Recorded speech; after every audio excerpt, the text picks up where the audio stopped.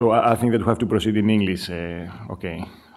So in the next few minutes, I'm going to talk about the pitfalls during FFR and non-hyperemic measurements and how to avoid them. So I strongly believe that two things we have to know very well when we perform physiology. First of all, we have to know by heart the steps and follow them religiously. Second, we have to be aware about, be very familiar with the waveforms and to know how to interpret them. So we see the normal arterial waveform with a gentle fall during diastole and the nodes. While when we take this waveform that resembles the waveform that we take when we enter the ventricle, we talk about ventricularization. We have this fall, this deep fall in diastole, during diastole. And when both diastole and systolic pressure has fallen, then we talk about damping. Since we only have a few minutes, we'd like to review, to see together some paradigms and see the potential pitfalls via those paradigms. So what we have here, what's wrong here? As we know, the system gives us the highest difference in proximal and distal pressure.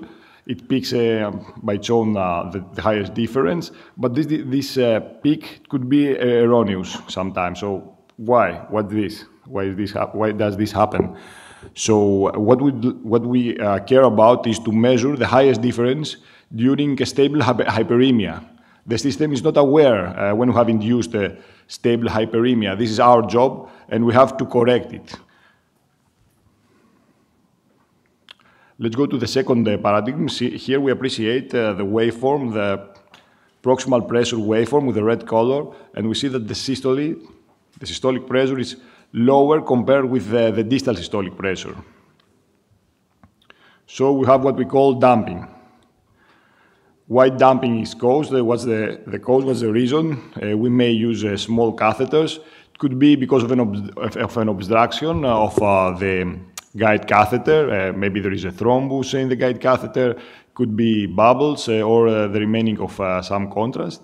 What is the solution? So we have to do the generous back bleed, flush the catheter, or if we feel that the catheter has been traumatized, then we can even change it. I'm sorry. So what we appreciate from this picture, from these waveforms, we see that we take a ventricularized waveform both from the distal pressure and from the proximal pressure with the red color. Well, when we have a ventricularized signal during hyperemia from the distal pressure, this could be okay because it could be a sign of significant stenosis.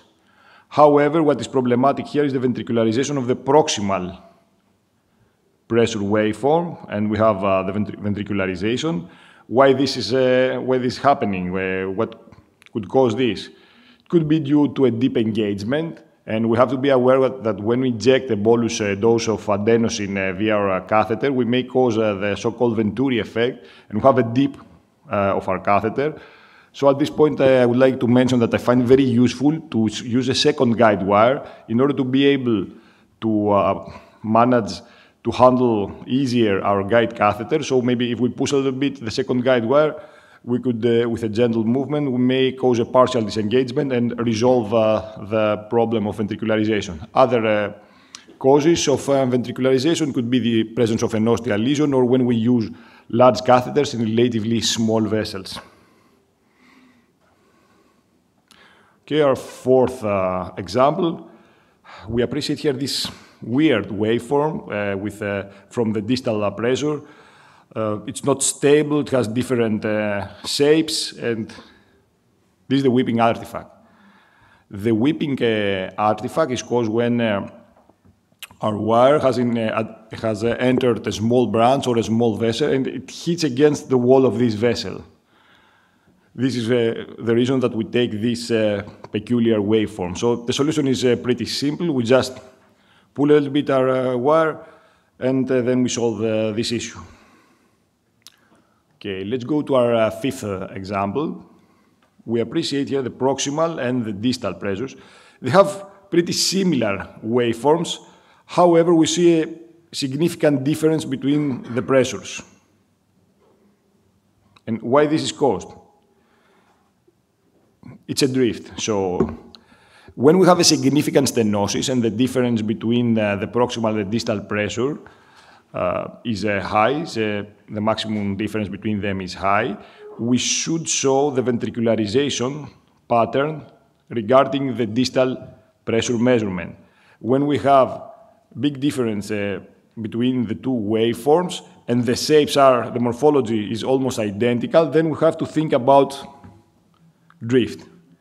And what's the reason? It could be a malfunction of the pressure transducer, or it could be a technical problem with a pressure wire. So what we have to do, essentially we have to do the whole thing from the very beginning. So we pull again our wire and we do the equalization. And if this doesn't work, we may have to use a second wire.